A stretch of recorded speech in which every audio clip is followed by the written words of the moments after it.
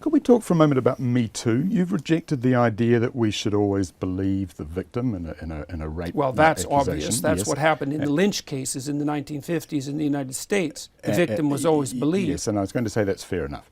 But why not accept the situation as being the victim deserves to be treated as if she's telling the truth in our attempts to get at the truth, and in doing that, we do our best not to re-victimize her. Because that isn't how the adversarial system works, and I don't think But why not advocate for that?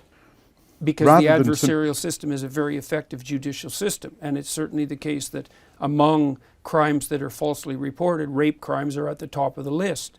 So there is no believing the victim. There's no reason for people to assume that when they enter the criminal justice system that they're going to be treated with kid gloves or treated easily. That isn't how it works.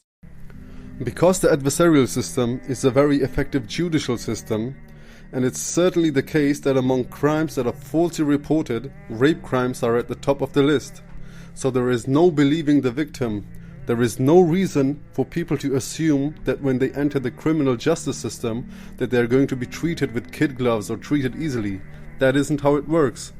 Men no longer approach women at work, another indication that mgtow is costing women their jobs.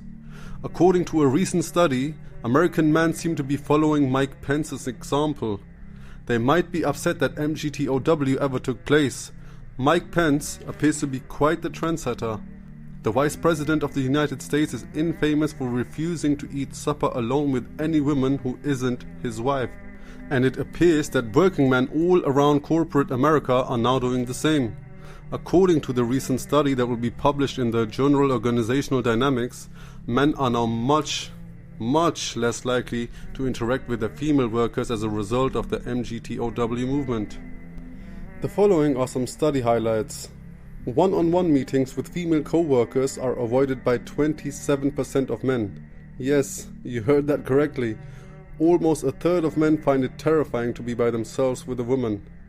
Men are less likely to hire women for jobs requiring close interactions, according to 21% of men, such as business travel.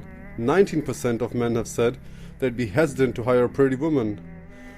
The aforementioned information was gathered from individuals in a variety of businesses at the beginning of 2019. Depressingly, it appears that things have gotten worse since researchers asked the identical questions in early 2018 during Me Too to different participants, and with a greater emphasis on future expectations. For instance, just 15% of men in 2018 and 21% in 2019 stated they would be more hesitant to recruit women for positions requiring close interpersonal relationship with women. By the way, guys are not the only ones that are terrified of women. Women also seem to be hiring fewer women in general. More than 10% of men and women who participated in 2018 study predicted that they would be less likely than before to recruit attractive women. Internalized misogyny is really a bitch. In mgtow, there has been a lot of discussions around gray areas due to the fact that no one even knows what sexual harassment is nowadays. This whole harassment thing is very difficult for men. Men are reluctant to even shake a woman's hand to fear that she would perceive it as a harassment. It's simpler just to avoid making contact at all. The research completely refutes the claim that men are unsure of what constitutes improper behavior, which is what makes it so intriguing. First, researchers asked participants to categorize 19 behaviors, such as sending sexually explicit emails to subordinates as harassment. Or not surprisingly, men and women generally concurred on what constitutes harassment. According to Lee Nutwater, a professor at the University of Houston and one of the study's authors, most men know what sexual harassment is, and most women know what it is. It's mainly incorrect that men don't realize that behaviors is inappropriate and that women are making a big deal out of nothing. Women define harassment more loosely, if anything. So there you have it. The majority of guys are well cognizant of the distinction between a nice hug and a creepy hug. They are fully aware of what does and does not qualify as harassment. This begs the question of why so many men avoid interactions with women at work. Perhaps the answer to that question is that many guys are more upset that mgtow even occurred then they are terrified of being accused of anything. They are retaliating against women by refusing to engage with them because they are irate that they have been forced to examine their actions and the power dynamics they previously took for granted. It's important to note, in my opinion, that the headline of the Harvard Business Review piece providing a sneak peek of the study's 2019 findings in the mgtow backlash.